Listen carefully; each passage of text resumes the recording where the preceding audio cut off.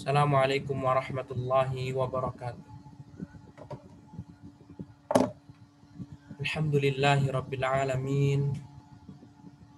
Wassalatu wassalamu ala ashrafil anbiya'i wal mursalin Nabiyyina Muhammadin wa ala alihi wa ashabihi ajma'in. Amma ba'd.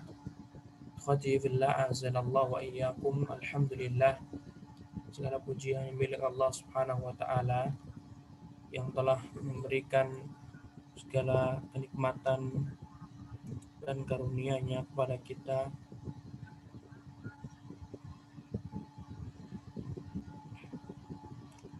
Allah Subhanahu wa taala masih memberikan kenikmatannya kepada kita, dimana kita dapat berkumpul, bertemu di mudarasah sirah Rasul Sallallahu Alaihi Wasallam, menggunakan kitab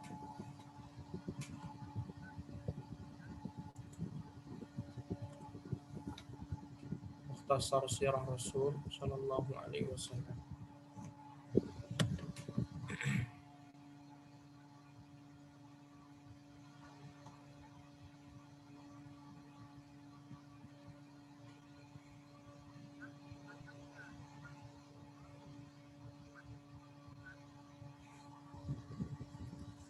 Ikhwati fillah, zanallahu wa iyyakum.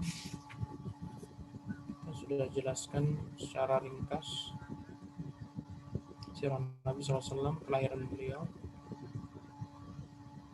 kemudian dirawat oleh paman beliau juga. Kita membahas berkaitan tentang kepergian Rasulullah ke Syam dan pernikahannya dengan Khadijah.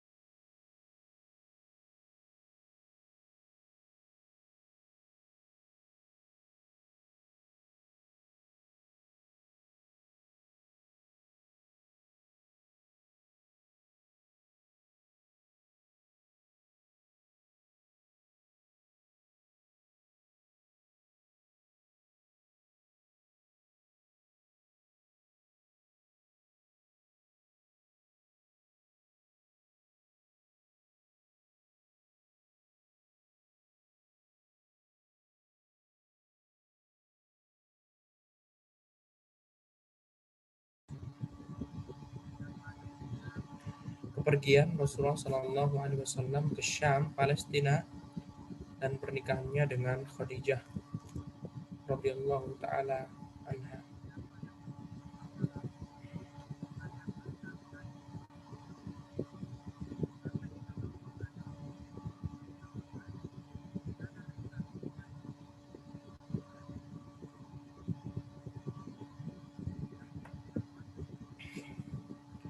Ketika mencapai usia 25 tahun, beliau pergi ke Syam dan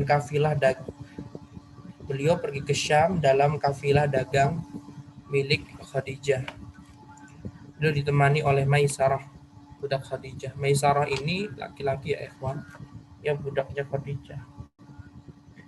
Beliau pun sampai di Busra. Kita tidak tahu berapa kali Rasulullah SAW melakukan perjalanan ke Syam. Setidaknya ketika kecil beliau pernah ke Syam, kemudian sebelum menikah juga pernah ke Syam. Selebihnya kita tidak tahu apakah Rasulullah sering ke Syam, berapa kalinya. Beliau pun sampai di Busra, kemudian beliau pulang.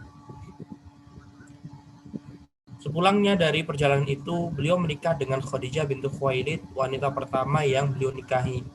Juga istri beliau yang pertama kali meninggal dunia. Beliau tidak menikah dengan wanita lain selama beristrikan Khadijah. Jibril pernah meminta beliau untuk menyampaikan salam dari Tuhan dan memberikan kabar gembira berupa rumah di surga yang terbuat dari bambu untuknya. Nah, sangat singkat sekali. Di buku lain disebutkan siapa yang menikahkan, kemudian siapa yang berkhutbah, siapa yang ini. Nah, tapi karena buku ini ada ringkasan, ya sudah ringkasan.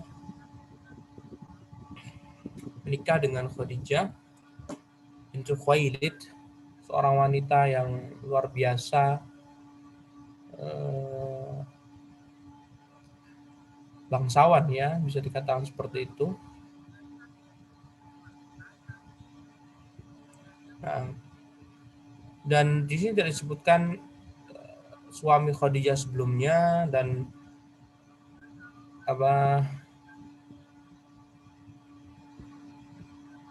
anak bawaan Khadijah juga tidak disebutkan oleh penulis. Baik.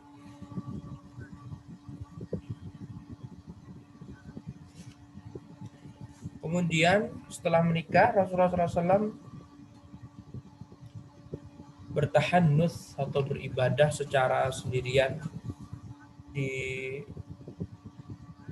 Gua Hira.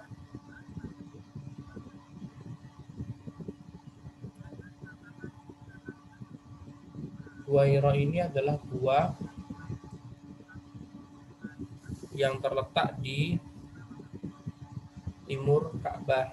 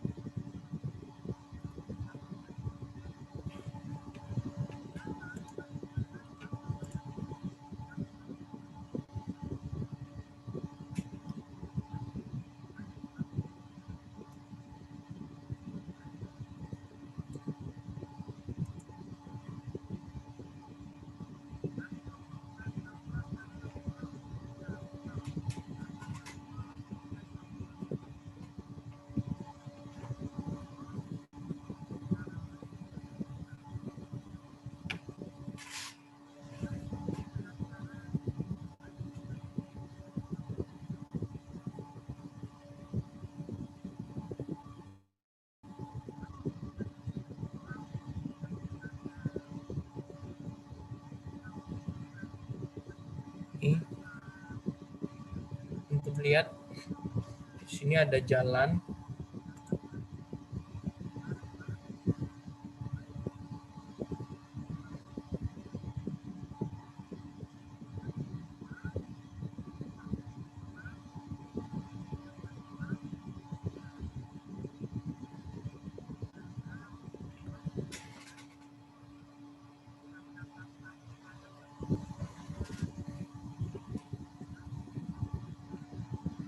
Nih, ikhwah, dari rumah Khadijah terus ini ke timur, timur ke arah selatan.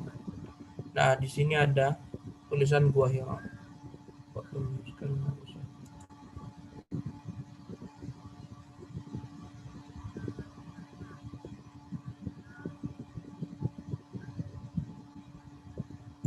Ini Gua Hira.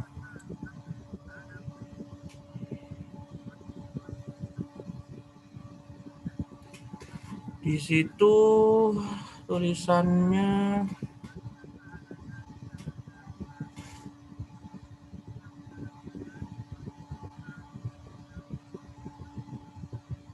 sekitar 6 kilometer.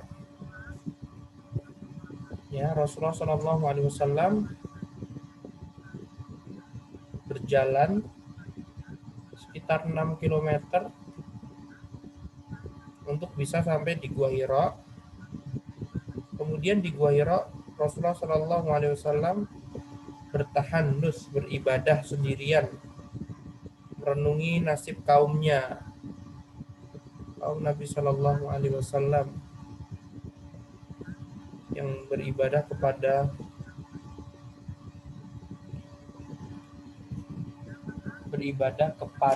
patung. Ikhwati fillah zanallahu wa iyyakum, Rasulullah SAW beliau itu cerdas. Rasulullah itu pintar. Rasulullah bukan orang yang bodoh.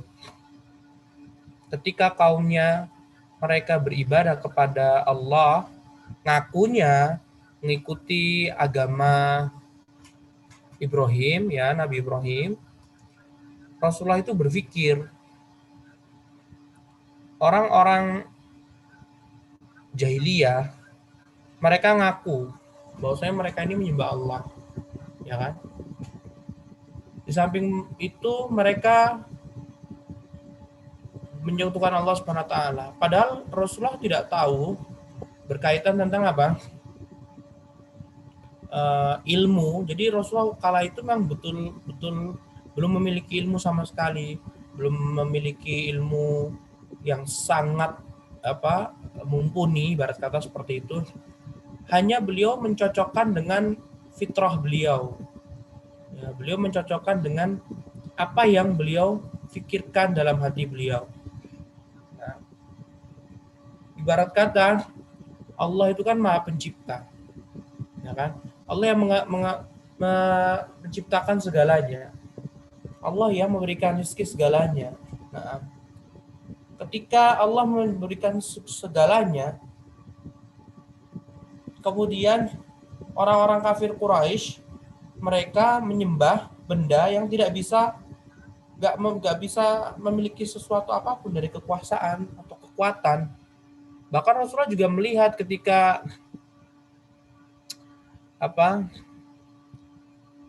patungnya mereka, ya makanan sesajennya itu diambil sama lalat, diambil sama ini. Rasulullah SAW memperhatikan, loh kok seperti ini, tapi kok disembah begitu kan. Tapi mereka nganu Nabi Ibrahim gitu kan. Nah, tentunya dari mereka ini adalah ibarat kata kisah-kisah nenek moyang pasti. Jadi Nabi Muhammad juga mendapatkan kisah tentang Nabi Ibrahim. Nabi Ibrahim itu gimana sih? Kemudian Nabi Ismail itu bagaimana sih? Begitu. Nabi Ismail, Nabi Ibrahim, ya. Sampai akhirnya Rasulullah SAW betul-betul memperhatikan dengan kecerdasan yang Allah berikan kepada beliau, dan itu semua sesuai dengan fitrah beliau. Hingga akhirnya beliau pun terpaksa ya meninggalkan kaumnya. Ya, beliau awalnya hanya fokus ke Gua Hira ketika bulan Ramadan. Nah, beliau pulang paling cuma membawa bekal. Dan kala itu ya putra-putri beliau sudah besar ya. Nah, putra-putri beliau sudah besar seperti Zainab sudah menikah dengan Abul As, kemudian Ruqayyah sudah menikah dengan Utbah, kemudian Ummu Kulthum menikah dengan Utaibah, bin Abu Lahab. Jadi betul-betul sudah luar biasa. Ditambah lagi umur beliau ini sudah hampir 40-an tahun. Jadi betul-betul akalnya ini luar biasa. Ini bisa betul-betul memahami apa yang terjadi di kaumnya.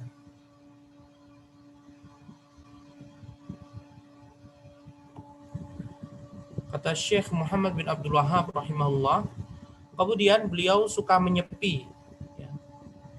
Tapi menyepi di sini untuk beribadah. Beribadah kepada Rabb-Nya. Siapa Rabb-Nya? Allah Subhanahu wa taala. Sama orang Arab Quraisy jahiliyah, mereka itu juga menyembah Allah. Tapi di sisi lain mereka ini menyembah kepada patung-patung tadi. Tapi Rasulullah SAW berpikir, makanya kalau orang yang sekarang ini beragama selain Islam, non-Islam ya, kalau mereka mau berpikir saja tentang penyembahan sesembahan mereka, mereka akan betul-betul memahami bahwasanya sembahan mereka itu nggak layak untuk disembah. Kalau mereka mau ya seperti Nabi Muhammad, dan ini ikhwah nggak hanya Nabi Muhammad saja loh, seperti Abu Bakar As-Siddiq, yang beliau ini bukan Nabi atau Rasul, tapi Abu Bakar As-Siddiq dia ini juga menggunakan otaknya, menggunakan kecerdasannya. Oh seperti ini ya gitu, ngakunya seperti agama Nabi Ibrahim gitu. Tapi Nabi Ibrahim nggak pernah melakukan hal-hal semacam ini, beribadah kepada patung lah, kemudian inilah. Nah, jadi betul-betul diinikan oleh Allah Subhanahu wa taala, dibimbing. Kemudian beliau sering menyendiri di Gua Hira untuk beribadah. Beliau membenci berhala dan agama kaumnya. Karena agama kaumnya mereka mereka tidak mau mentaatkan Allah Subhanahu wa taala. Di sisi lain, ya, apa yang terjadi di tengah-tengah kaumnya itu betul-betul rusak sekali, dari akhlak, dari moral, kemudian dari segi muamalah betul-betul rusak sekali. Ya.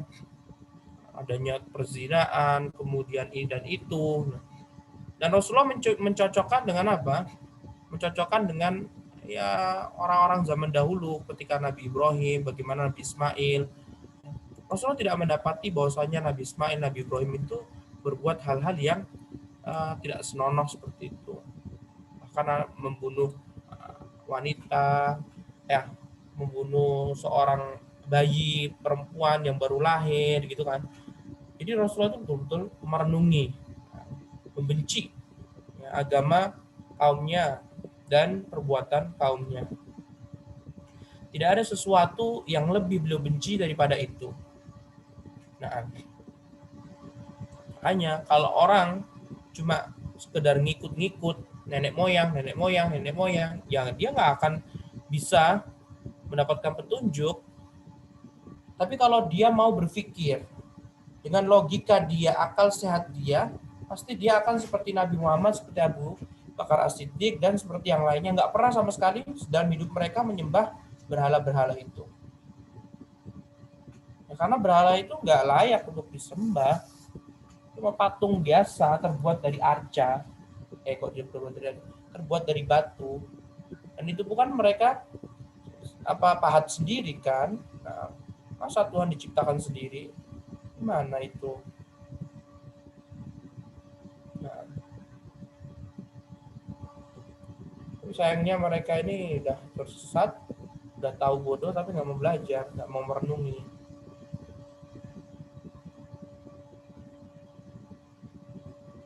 Kalau mereka mau merenungi, Allah akan berikan petunjuk. Nah,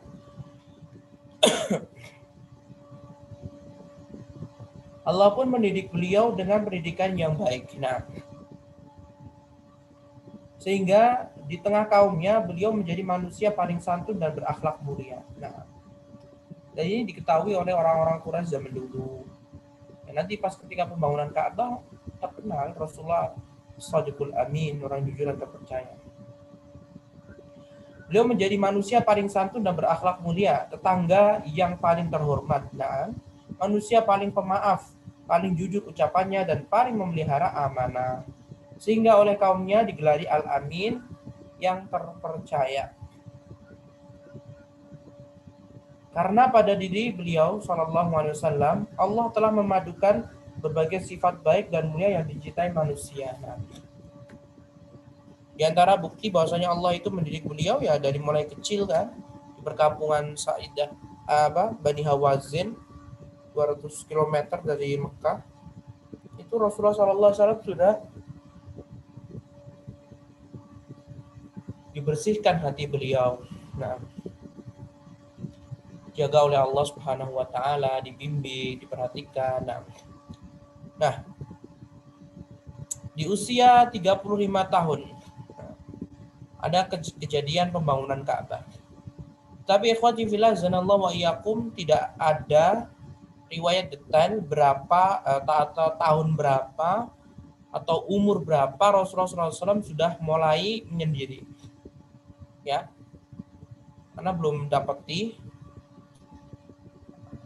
di usia berapa Rasulullah SAW menyendiri di Gua Hira yang jaraknya 6 km dari rumah Khadijah. Di usia berapanya nggak tahu.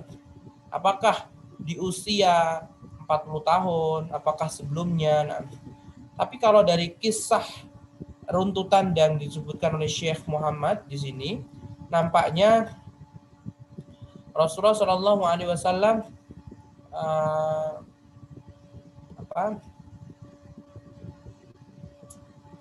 Rasulullah menyendiri ini sebelum umur 40 tahun. Bahkan bisa jadi sebelum umur 35 tahun. Karena setelah tahannuts, Syekh Muhammad menyebutkan apa? Pembangunan Ka'bah. Sedangkan pembangunan Ka'bah Rasulullah berumur 35 tahun. Nampaknya betul-betul sudah memahami ya, sebelumnya. Ya. Ketika Rasulullah SAW mencapai usia 35 tahun,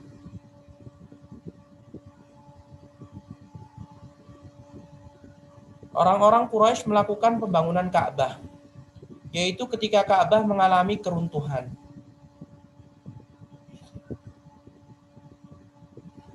Para penulis sejarah mengatakan kekuasaan Baitullah sepeninggal Ismail dipegang oleh anaknya.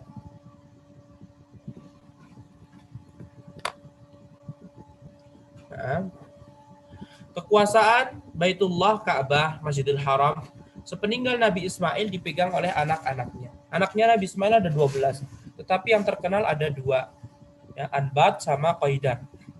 Kemudian mereka dikalahkan oleh Jurhum. Nah, ya karena lama-kelamaan melemah, akhirnya anak-anaknya Nabi Ismail pun terpaksa sebagian mereka keluar dari Mekah, sebagian mereka masih ada yang tetap di sana.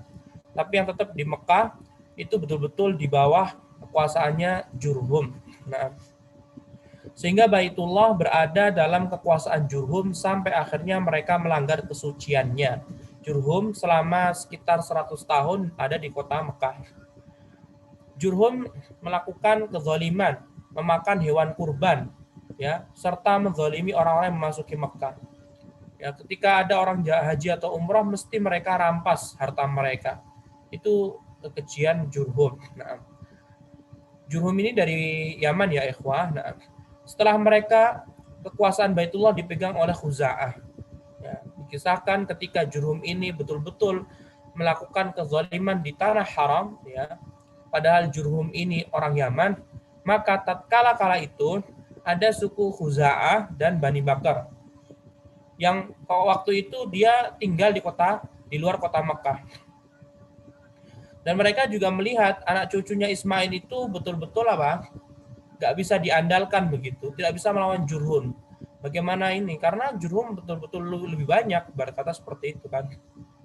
Dan akhirnya Khuza'ah pun sama Bani Bakar, ya, Khuza'ah dari Yaman ya ikhwah, dia dari Yaman juga, sama-sama dari Yaman, bukan keturunan Nabi Ismail. Nah, sehingga nanti ketika perang Khuza'ah dengan orang Quraisy, Qusay dimenangkan oleh Qusay, karena Qusay ini betul-betul anaknya Nabi Ismail murni. Adapun Khuza'ah bukan orang anaknya Nabi Ismail, tapi orang Yaman begitu. Akhirnya Khuza'ah pun memerangi Jurhum dan akhirnya Jurhum pun bisa diusir. Dan Khuza'ah tinggal di Mekah selama 300 tahun. Namun beberapa kabilah dari Mudar memiliki 3 keistimewaan. Kabilah Mudar bin Nizar bin Ma'di bin Adnan ada memiliki 3 keistimewaan. Nizar memiliki 4 anak, diantaranya Iyad, kemudian anak lupa yang kedua, kemudian habis itu Robi'ah, kemudian Mudar. Nah, Mudar ini, ikhwan, dia memiliki beberapa keistimewaan. Yang pertama, perizinan jamaah haji dari Arafah ke Muzdalifah pada saat musim haji dipegang oleh kabilah Sufah. Kedua, bertolak dari Arafah ke mana ini? Dari dari Muzdalifah ke Mina pada siang hari nahar menjadi wewenang Yazid bin Adwan. Orang terakhir yang memegang wewenang itu para Abu Syara. Nggak terlalu nggak terlalu ada faedahnya. Kemudian ketiga, pengunduran bulan-bulan haram menjadi wewenang seseorang ya, dan ini juga udah pernah kita bahas. Nah, kemudian Ibnu Ishaq berkata, ketika Rasulullah SAW mencapai usia 35 tahun, ini kembali kepada pembangunan Ka'bah. Orang-orang Quraisy berkumpul untuk membangun Ka'bah. Maksudnya membangun di sini bukan membangun dari awal ya, dari nol, tapi merenovasi. Ya, mereka ingin memberinya atap. Karena ketika Nabi Ibrahim membuat, itu nggak ada atapnya sama sekali. Nabi Ismail pun juga tidak memberikan atap pada Ka'bah. Jadi Ka'bah itu plong ke atas begitu. Ya, plong ke atas. Dan aslinya Ka'bah itu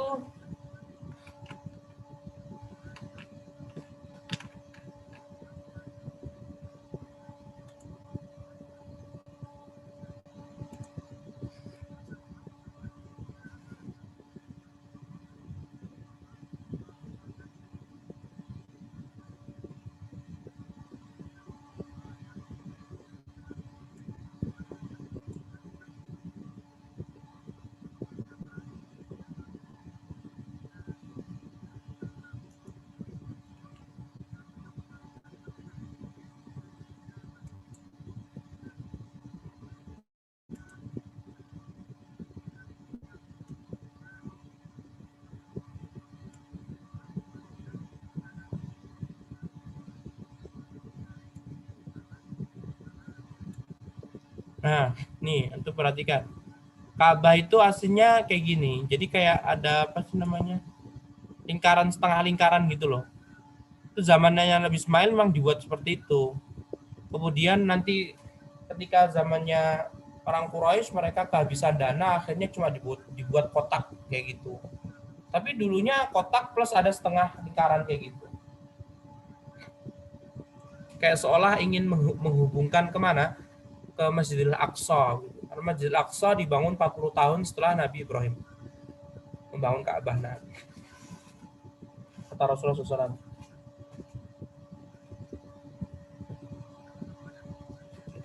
Orang-orang Quraisy ingin membangunnya lagi dan memberinya atap. Adapun penyebab kehancurannya adalah ada sekelompok orang mencuri harta terpendam di dalam Ka'bah yang berada di dalam sumur di tengah-tengah Ka'bah. Jadi karena dulu itu atapnya tidak ada sama sekali, tidak ada atapnya, Ka'bah tidak ada atapnya, maka orang pun bisa mencuri. Dan ingat ikhwah, Ka'bah di zamannya Nabi Ibrahim, Nabi Ismail itu rata dengan tanah. Yang meninggikan Ka'bah sampai 2 meter itu orang Quraisy. Ya. Orang Quraisy meninggikannya agar mereka bisa memberikan kepada siapa saja mereka mau untuk masukkan Ka'bah. Jadi nggak semua orang bisa masuk Ka'bah gitu. Kalau zaman Nabi Ibrahim, Nabi Ismail, setiap orang boleh masuk Ka'bah karena untuk beribadah kepada Allah. Dan pintunya langsung menempel ke tanah begitu. Jadi siapa yang membuat pintu Ka'bah meninggi? Ya orang-orang Quraisy. Tuh ya, ada orang ingin mencuri perhiasan yang ada di dalam Ka'bah. Kepanjat, akhirnya malah jatuh, roboh, rusak semuanya. Akibat satu orang pencuri tadi. Makanya ketahui Dan orang Quraisy pun betul-betul ingin merenovasi Ka'bah. Udah kita renovasi saja lah. Dan ini akhwatifillah wa yakum, ini Qusay sudah meninggal dunia. Ya, kemudian kakeknya Nabi sudah meninggal dunia. Ya, karena ini Nabi usia 35 tahun. Jadi orang-orang yang tua-tua ya udah meninggal dunia. Nah, kemudian di samping itu ada sebuah kapal milik seorang pedagang Romawi terlempar dari laut hingga jatuh ke Jeddah. Jadi kalau antum tahu terusan atau Laut Merah itu bisa digunakan untuk perahu-perahu. Ya. Perahu yang bisa berlayar dari Romawi itu kan Palestina. Kalau ke utara terus itu bisa ke Palestina. Kalau ke selatan bisa ke Jeddah. Nah, kebetulan tadi mereka mau renovasi dan mereka diberitahu ternyata ada kapal milik seorang pedagang Romawi terlempar dari laut hingga jatuh ke Jeddah. Hancurlah kapal itu. Orang-orang Quraisy pun mengambil kayu-kayunya dan menyiapkannya untuk atap Ka'bah. Jadi zaman dulu belum ada ya zaman dulu sudah ada sih. Jadi atapnya memang betul dikasih kayak tanah liat itu udah. Nah, tapi di Ka'bah ini mereka ingin memberikan dari kayu. Dan ikhwah, itu adalah kapal dari Romawi. Dan kita tahu sendiri, Romawi itu betul-betul negara yang luar biasa, ya, memiliki kekayaan yang luar biasa. Sehingga otomatis kayu dari kapalnya itu mahal begitu. Makanya mereka pun menggunakannya untuk menjadikan atap Ka'bah. Nah, di Mekah ketika itu tidak ada seorang Koptik yang berprofesi sebagai tukang kayu. Pria itu membuatkan beberapa kerangka kayu untuk memperbaiki Ka'bah. Oh, ada afwan. Jadi kayak ada arsitek seperti itu, ya, Koptik yang profesinya sebagai tukang kayu. Ya orang Quraisy kayak konsultasi begitu, gimana ini kira-kira bisa nggak ya? Apa kayu dari kapal ini dibuat ini? Ya bisa nggak dibuatkan gitu? Ya udah akhirnya dicoba dan ternyata bisa apa ya, Wah? Bisa dibuatkan cukup gitu ya untuk atap Ka'bah. Nah, ketika mereka sudah memulai mau membongkar-bongkar seperti itu ya, ikhwah. Nah, tiba-tiba ada seekor ular yang saat itu keluar dari sumur. Di dalam Ka'bah itu ada sumur begitu. Tempat pembuangan hewan kurban setiap hari di Ka'bah.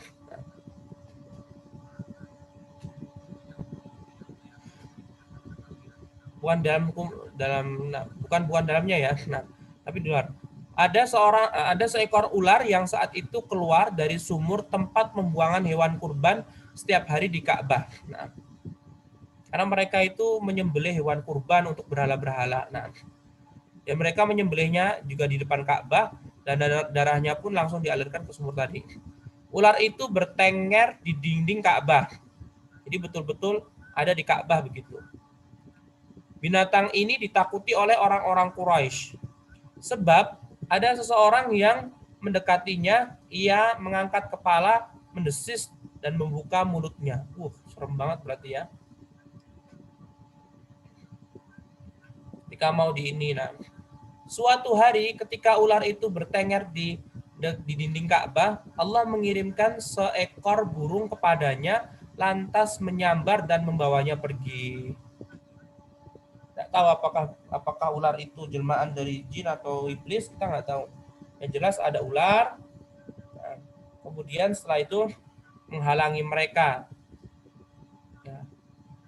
mereka untuk merenovasi Ka'bah sampai akhirnya Allah mengirim seekor burung dan mengambilnya. Nah, orang-orang Quraisy pun berkata, kami berharap Allah meridhoi rencana kita untuk merenovasi Ka'bah, karena Ka'bah kan dibangun oleh oleh Nabi Ibrahim dan Nabi Ismail. Nah, kita mempunyai seorang tukang kayu yang halus, mempunyai kayu, dan Allah juga melindungi kita dari bahaya ular ini. Setelah mereka bersepakat untuk menghancurkan dan membangunnya kembali, jadi dihancurkan tuh, kecuali pondasi ya ikhwan. Nah, pondasi cakar ayamnya begitu. Abu Wahab bin Amr bin A'id al-Makhzumi berdiri, lantas mengambil sebuah batu dari Ka'bah. Batu itu lepas dari tangannya sehingga kembali ke tempatnya semula. Nah, subhanallah. Ia berkata, wahai semua orang Quraisy, janganlah kalian menggunakan untuk biaya pembangunan ini selain hasil kerja kalian yang baik-baik. Jangan ada upah pelacur, hasil jual beli riba, dan kezaliman terhadap seseorang. Itu menunjukkan apa? Kondisi mereka itu betul-betul ada perzinaan, kemudian ada apa muamalah ribawi, menzalimi saudaranya, pokoknya seperti itu. Nah, khomer, tapi dinasihati sama salah seorang tadi yang bernama Abu Wahab, wahai orang Quraisy, kalian melihat sendiri kan, ketika saya mau memindahkan batu-batu Ka'bah, dia langsung kembali lagi, nggak mau dipindahkan. Jangan kalian ya membangun Ka'bah ini yang dibangun oleh kakek kita Nabi Ibrahim dengan hal-hal yang bersifat haram. Nah, berarti mereka itu tahu sebenarnya bahwasanya harta yang dihasilkan zina, yang dihasilkan riba itu semuanya harta haram, tapi mereka pun masih tetap apa? Memakannya, menggunakannya, tapi khusus untuk Ka'bah mereka betul-betul mencari yang betul bersih. Nah, kemudian orang-orang Quraisy berbagi dalam pembangunan Ka'bah, ya, kerja bakti, ya. Kemudian bagi tugas. Ya, nanti RT sana ke sana, ini ke sana, begitu ibarat kata. Nah, bagian pintu Ka'bah menjadi jatah Bani Abdul Manaf dan Zuhrah. Adapun yang terletak antara rukun Hajar Aswad dan rukun Yamani menjadi jatah Bani Makhzum. Pintu Ka'bah itu menghadap ke Zamzam. Ya, berarti pintu Ka'bah menghadap ke timur. Antum bisa lihat tuh Zamzam di sini. Kita bilang ya. Sana T timur. Oh, timur. Timur. Ini barat. Utara. Ini selatan. Nah, bagian pintu menjadi jatah Bani Abdul Manaf dan Zuhrah, jadi timurnya. Nah, kemudian adapun yang terletak antara rukun Hajar Aswad dan rukun Yamani itu di selatan ya, ikhwah. Ini loh selatan. Ini kurang jelas sih. Nah, ini selatan tuh Hajar Aswad sebelah timur, kemudian timur selatan ya. Kemudian kalau rukun Yamani barat selatan. Nah, rukun Hajar Aswad dan rukun Yamani menjadi jatah Bani Makhzum dan kabilah-kabilah Quraisy yang lain bergabung dengan mereka.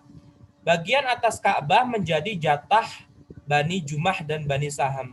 Nah, adapun bagian Hijr yang juga disebut dengan Hatim, Hijr itu yang setengah lingkaran itu loh, yang sekarang juga cuma berapa meter aja. Nah, itu jadi jatahnya Bani Abduddar dan Bani Asad dan Abdul Uzza dan Bani Adi. Kabilahnya Nabi di mana? Kabilahnya Nabi bagian pintu. Kan dari Bani Abdul Manaf.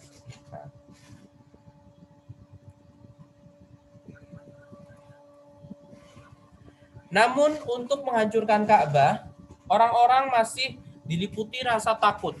Al-Walid bin Mughirah, ayah dari Khalid bin Walid, ya, sahabat Khalid bin Walid. Al-Walid bin Mughirah dia meninggal dunia sebelum perang Badar. Nah, Al-Walid bin Mughirah pun berkata, Al-Walid bin Mughirah termasuk orang yang dituakan. Nah, Al-Walid bin Mughirah pun berkata, aku akan mendahului kalian menghancurkannya. Tenang saja, aku akan mendahului kalian. Ia pun mengambil sekop, kemudian ia berdiri di atasnya seraya berkata, ya Allah, tiadalah kami tersesat, kami tidak menginginkan selain kebaikan. Karena tadi kan gara-gara orang mencuri akhirnya roboh, ya mereka pun kepingin perbaikan ya Allah. Nah, Kemudian ia menghancurkan dari arah kedua rukun. Jadi dari mulai selatan dulu dihancurkan. Tes, tes, tes, tes, tes, gitu ya. Orang-orang pun menunggu malam itu. Ya Allah. Mereka berkata, jika Al-Walid bin Mughirah, ayah dari Khalid bin Walid, terkena bencana, kalau disambar, pokoknya kalau Allah marah gitu aja, maka kita tidak akan menghancurkannya lagi. Merupakan tanda bahwa Allah tidak meridhai. Nah, lagi sedikit pun lihat ikhwah, sebenarnya mereka itu paham, Allah itu maha melihat begitu kan. Tapi ya seperti itulah kesyirikan. Makanya kalau ada orang zaman sekarang ya tidak meyakini adanya Allah, itu betul-betul lebih parah daripada jahiliyah. Kita akan mengembalikannya seperti semula, ya. Maksudnya nggak jadi kita renovasi lagi. Tetapi jika tidak, berarti Allah telah meridhoi apa yang kita lakukan. Kalau Al-Walid masih sehat-sehat saja sampai pagi, tapi betul Allah nggak marah. Pagi harinya Al-Walid bin Mughirah tetap bisa berangkat ke tempat kerjanya. Kaget semuanya.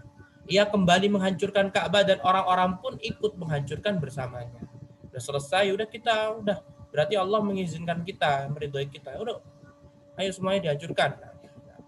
Ketika mereka mencapai pondasi-pondasi Nabi Ibrahim, jadi betul-betul sampai betul-betul yang tanah itu ya. Ibarat kata, nggak boleh dilebarin, nggak boleh dipersempit. Ya udah kayak gitu doang, gitu. Ketika mereka mencapai pondasi Ibrahim alaihissalam, mereka mendapati batu hijau. Ada batu hijau. Tidak tahu apakah batu hijau ini dari surga atau gimana. Kalau Hajar Aswad memang dari surga. Nah, batu hijau seperti gerigi yang saling menggigit satu sama lain. Subhanallah. Kira-kira Nabi Ibrahim ini dapat dari mana ya batunya? Batu hijau ini. Salah seorang dari mereka memasangkan pengungkit di antara kedua batu itu untuk melepaskan salah satu dari keduanya. Ketika batu itu bergerak, seluruh Mekah berguncang. Subhanallah. Ya. Menandakan stop sampai sini saja, nggak boleh lagi diperdalam lagi. Jangan diluasin, jangan dikecilin, ibarat kata seperti itu. Mereka mengakhiri kerja mereka sampai pondasi tersebut. Karena kalau mereka tetap memaksakan, bisa jadi guncangan lebih keras lagi, gempa bumi atau lindu. Kemudian kabilah-kabilah Quraisy mengumpulkan batu-batu untuk membangunnya. Nah, kabilah Quraisy mengumpulkan batu-batu untuk membangunnya kembali. Nah, ayo ambil ke sana.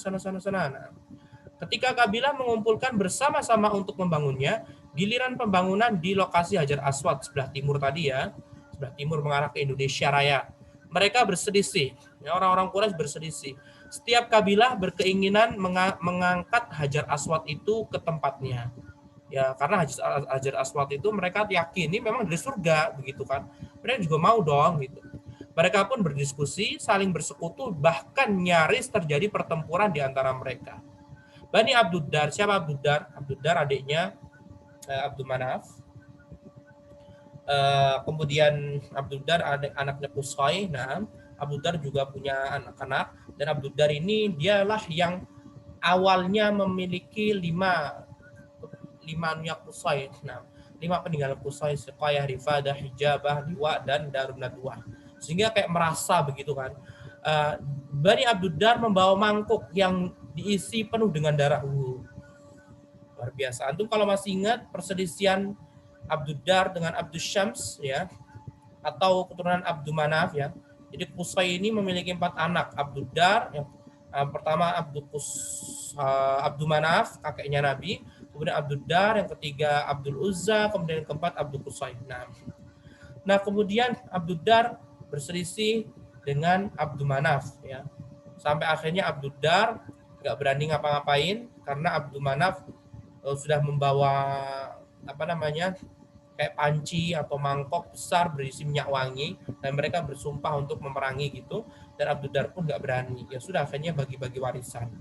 Ya, 3 diambil Abduddar, 2 Siqayah Rifadah diambil ke Bani Abdul Manaf. Nah, Abduddar kalau di sini dia membawa mangkok yang diisi dengan penuh darah. Mereka dan Bani Adi bin Ka'ab bersumpah untuk mati. Ya, berkata mau perang nih. Cuma gara-gara apa? Menempatkan Hajar Aswad. Mereka memasukkan tangan ke dalam darah tersebut. Mereka menyebutnya la'aqatud dam. Keadaan orang-orang Quraisy seperti itu berlangsung selama 4 atau 5 hari. Subhanallah. 4 atau 5 hari. Jadi udah selesai tuh ya, pintu Ka'bah udah dinaikkan dari bangunan aslinya. Kemudian 4 atau 5 hari yang mereka berselisih terus. Perihal apa ikhwan? Perihal peletakan Hajar Aswad.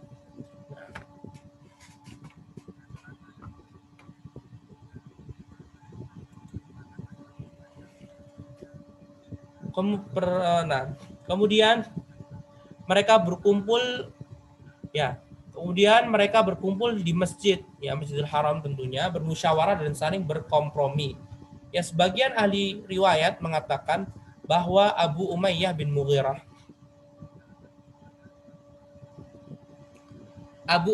bin Al-Mughirah.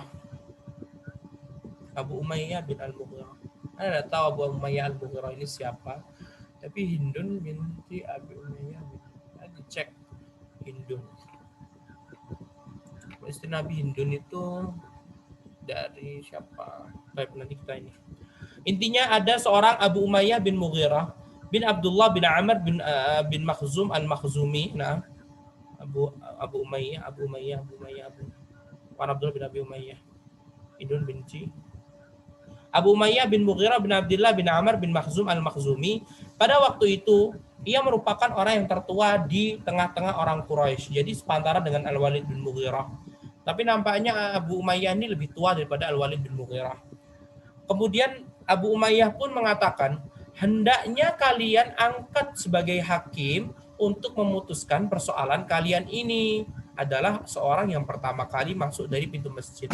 Itu usulan sama siapa? Orang yang paling tua, ibarat kata orang yang 90-an gitu ya. Udah kasih aja. Kita tunggu siapa yang datang nih dari masjid. Ini udah 5 hari nih. Masa kalian mau kayak gitu juga, diem-dieman padahal sesama saudara lo. Ya, sama orang Quraisy, jangan seperti itulah. Nah, mereka pun setuju. Oke. Ya, ternyata yang pertama kali masuk adalah Rasulullah Shallallahu Alaihi Wasallam, Nabi Muhammad. Beliau begitu melihat Nabi Muhammad SAW, mereka serentak berkata, ini adalah Al-Amin. Lihat ujian mereka sebelum Rasulullah menerima wahyu dari Allah Subhanahu Wa Taala. Ini adalah Al-Amin, ya, orang yang terpercaya. Kami rela menjadikannya sebagai hakim. Ini adalah Muhammad.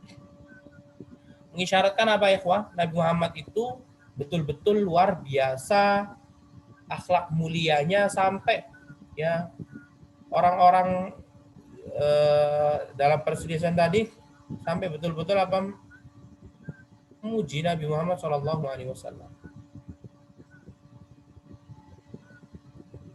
Luar biasa Nabi kita, Nabi Muhammad SAW.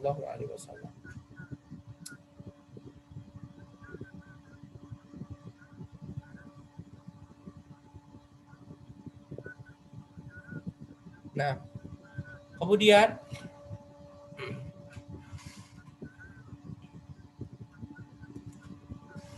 ini adalah Muhammad.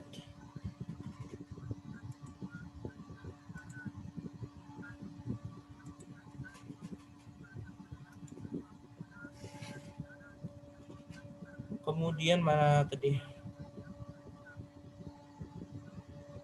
Nah, sesampai Nabi Muhammad SAW di dekat mereka, dekat masjid ya, mereka pun menceritakan duduk perkaranya, belum mengatakan berilah aku kain. Ya, Nabi Muhammad jadi tempat curhat begitu. Kenapa sih Nabi Muhammad disebut Al-Amin, ikhwah?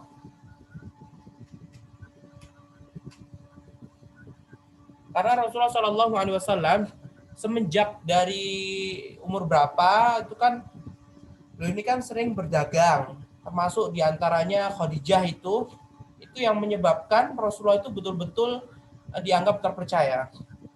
Ketika umur 25 tahun, Rasulullah diperintah Khadijah untuk pergi membawa dagangannya, membawa hartanya Khadijah begitu banyak banget. Tentunya juga membawa barang-barang orang-orang Quraisy. Dan Rasulullah SAW perjalanan 2 bulan ya, karena 1 bulan ke Palestina, kemudian balik lagi 1 bulan lagi, berarti 2 bulan. Itu Rasulullah bisa membawa harta yang begitu banyak tanpa ada kekurangan sama sekali. Sehingga dari situ mereka pun betul-betul meyakini bahwasanya Nabi Muhammad itu berakhlak mulia dan diantaranya adalah terpercaya. Bahkan terkadang mereka ini juga menitipkan kepada Khadijah, ya. Ketika Rasulullah sudah menikah dengan Khadijah, orang-orang Quraisy kadang mereka berpergian pergi ke Mekah, mereka pergi ke Yaman atau ke Palestina untuk berdagang.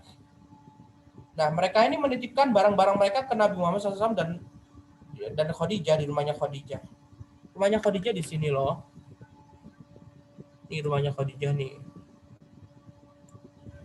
Nah, berarti utaranya ya, timurnya Ka'bah. Nah, sehingga Rasulullah SAW betul-betul apa? Menjadi al-amin, orang yang dipercaya.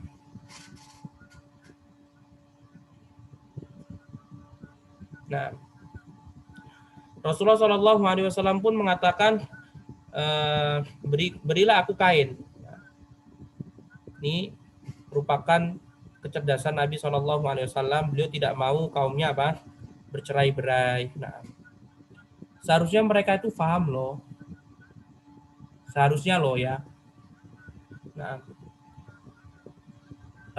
paham gimana maksudnya? Ketika nanti Rasulullah SAW diutus menjadi Rasul dan Allah merintahkan Nabi Muhammad untuk berdakwah secara terang-terangan, maka Rasulullah pun memanggil seluruh orang-orang Quraisy, ya wahai Bani Fulan, Bani Fulan, Bani Fulan. Nah, kemudian mereka pun diberitahu bahwa Nabi Muhammad adalah Nabi dan utusan Allah SWT. Mereka pun langsung mengingkarinya. Awalnya memang tidak mengingkari sih, kayak membiarkan Nabi Muhammad gitu. Ketika Nabi Muhammad semakin dahsyat berjuang, berdakwah, akhirnya mereka pun lama-lama menyiksa Nabi SAW.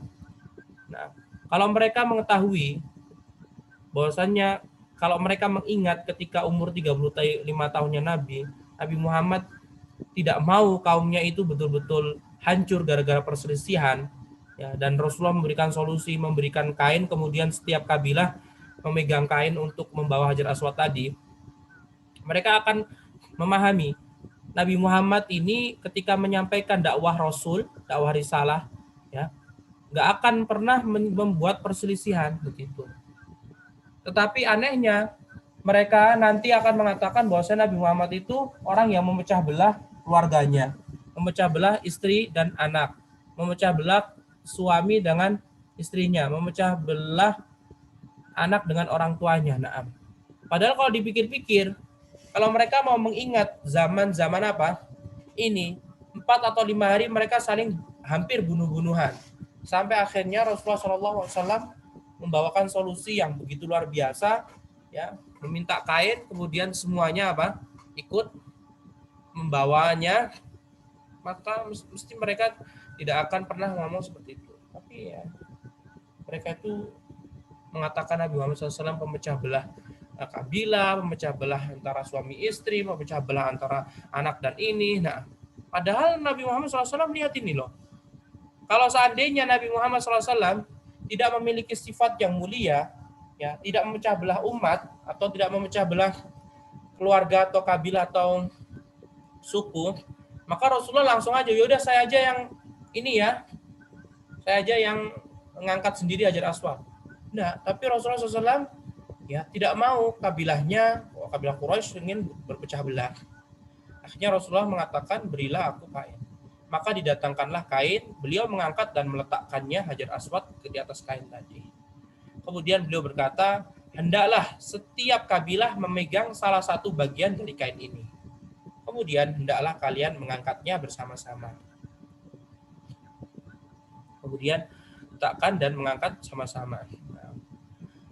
Mereka pun melakukan apa yang diperintahkan oleh Nabi Muhammad SAW.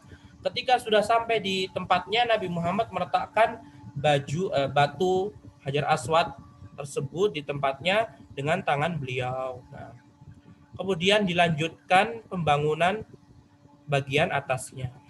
Jadi Hajar Aswad ditaruh dulu, baru habis itu lanjut lagi. Dan akhirnya Rasulullah ikut kerja bakti.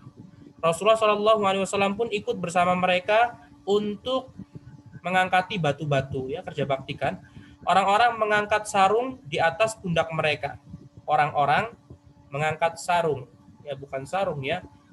Kayak kan pakaian orang Arab zaman dulu itu kan 2 helai ya, kayak jarik gitu, kayak Ya kayak pakaian ihram seperti itu. Kalau sarung kan lebih terkesan, mungkin lebih mudah kali. Nah, orang-orang mengangkat sarung ke atas pundak mereka. Rasulullah SAW pun meniru apa yang mereka lakukan. Lantas beliau pun terjatuh.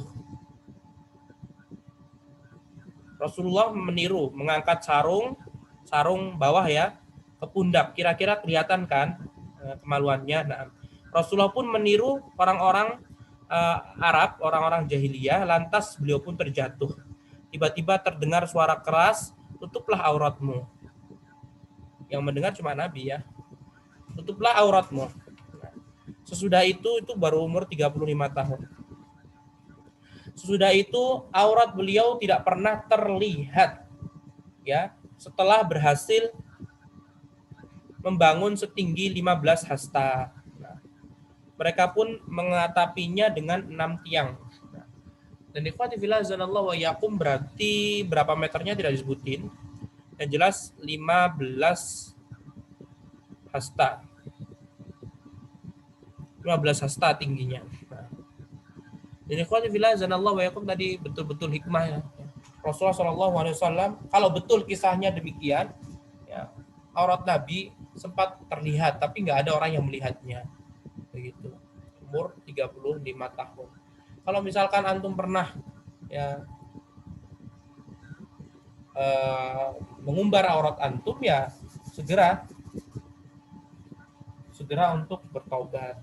Nah,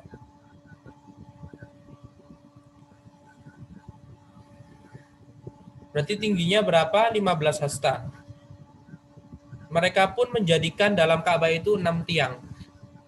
Jadi kotak. Nah, di dalam Ka'bah itu ada 6 tiang. 2 baris, 2 soft. 1, 2, 3 itu 1 soft. Bawah belakangnya 1, 2, 3, 1 soft. Nah, nanti ketika Rasulullah SAW ketika Fathu Mekah, Rasulullah masuki Ka'bah dan beliau sholat di dalam Ka'bah. Ya, menjadikan beliau sholat di soft pertama, 2 tiang sebelah kanan, 1 tiang di sebelah kiri Nabi SAW, 3 tiang di belakangnya. Karena belum sempat mendatangkan di sini ada apa yang Antum bisa cari kok di Google atau di YouTube, nanti di sana sebutin tiang Ka'bah atau isi Ka'bah. Nanti antum lihat di sana ada 3 tiang dengan 2 soft ya. Soft 1, soft 2 begitu. 3 tiang. Kemudian kiswah yang menutupi Baitullah semula dengan kain Qibtiyah. Jadi memang dulu batu-batu yang dibuat mereka ditutupi dengan kain. Ya. Ditutupi dengan kain. Jadi bukan plong seperti itu. Ya, bukan terlihat batu, susunan batu, enggak. Tapi dikasih kain. Kainnya awalnya terbuat dari Qibtiyah, kemudian diganti dengan kain burdah. Adapun yang pertama kali menggantinya dengan kain sutra adalah Al-Hajjaj bin Yusuf. Jadi zaman dulu ala kadarnya saja, kain-kain pokoknya ditutupi Ka'bah ditutupi dengan kain. Nanti pas pemerintahannya Hajjaj bin Yusuf, dialah yang mengganti kainnya nggak layak semuanya, udah diganti aja dengan sutra yang mahal. Ya udah, sampai sekarang pun juga mahal kainnya Ka'bah. Dan kain Ka'bah ini setiap tahunnya diganti. Gantinya pas musim haji. Jadi setahun sekali diganti, setahun sekali diganti. Nah,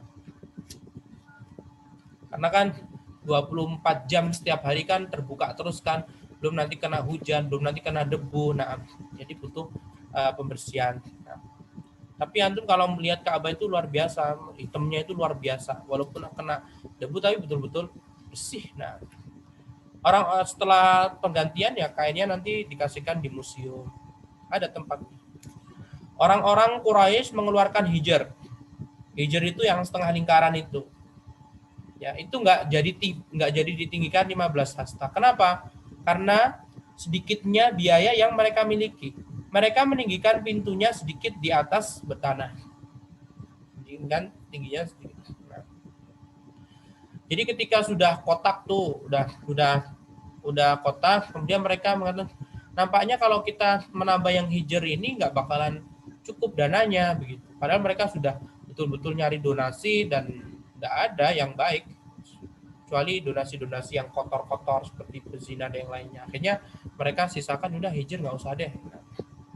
Dan hijr lingkaran itu termasuk Ka'bah ya ikhwah. Kalau antum sholat di dalamnya berarti dikategorikan antum sholat dalam Ka'bah. Kemudian nah, pintunya sedikit dinaikkan di atas tanah. Nah, agar tidak dimasuki selain orang yang benar-benar ingin memasukinya. Jadi yang diizinkan masuk ya udah gitu, orang-orang tertentu saja. Dan yang membawa kunci pintu Ka'bah adalah Utsman bin Talhah, nanti akan datang. Dan keturunannya sampai sekarang keturunan Bani Talhah. Nah, kemudian ikhwati fillah zanallahu wa iyyakum, sebenarnya sudah kita sebutkan tadi, pintu Ka'bah itu awalnya rata dengan tanah. Kemudian dinaikkan sama orang Quraisy. Nanti ketika Fathu Mekah udah selesai, Rasulullah pernah curhat sama Aisyah, "Wahai Aisyah, aku tuh kepingin pintu Ka'bah itu seperti Nabi Ibrahim. Tapi aku takut kalau misalkan aku ini merubah lagi, nanti dikiranya melakukan merubah agama Nabi Ibrahim, padahal orang-orang Quraisy baru masuk Islam gitu. Ya udah, akhirnya Rasulullah tetap tinggikan 2 meteran sekitar itu atau 1 meteran. Nah, setelah itu nanti di zamannya Zubair bin Awam, Abdullah bin Zubair, anaknya Asma, cucunya Abu Bakar, Abdullah bin Zubair waktu itu yang menguasai Mekah, dia akhirnya menghancurkan pintu Ka'bah tadi rata seperti Nabi Ibrahim. Ya, jadi betul-betul ya mudah banget, gak perlu pakai tangga-tangga begitu. Setelah itu datang pemerintahan setelahnya dirubah lagi, ya Allah. Udah kayak seolah Ka'bah kayak buat main-mainan gitu. Ya udah selesai. Habis itu sampai sekarang pintu Ka'bah tinggi. Nah, biasanya bila mereka ingin agar hijr ini tidak dimasuki oleh seseorang yang tidak mereka inginkan, mereka membiarkan orang itu mendekati pintu hijr. Ya, kemudian mereka melemparkannya. Subhanallah. Kejam banget ya. Jadi betul-betul hanya orang-orang tertentu yang bisa masuk ke Hijr Ismail atau ke Ka'bah. Karena Hijr Ismail itu termasuk Ka'bah, jadi mereka betul-betul menjaga ya, biar enggak sembarangan orang bisa masuk Ka'bah atau termasuk Hijr Ismail. Ketika Nabi SAW mencapai usia 40 tahun, Allah mengutus beliau sebagai pemberi kabar gembira dan peringatan, sebagai da'i yang mengajak kepada ajaran Allah dan sebagai pelita penerang.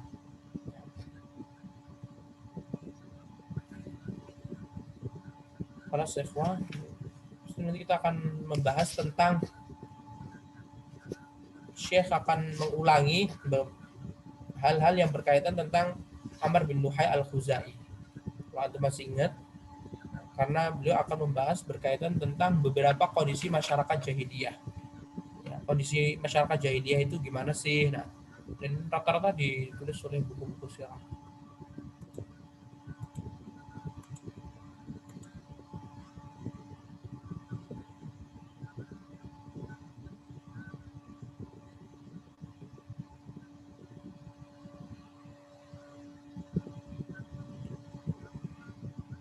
Allah Ta'ala alam wa billahi taufiq wa sallallahu wa sallam ala nabiyyina Muhammad wa ala alihi wa sahbihi wa sallama tasliman katsira. Assalamualaikum warahmatullahi wabarakatuh.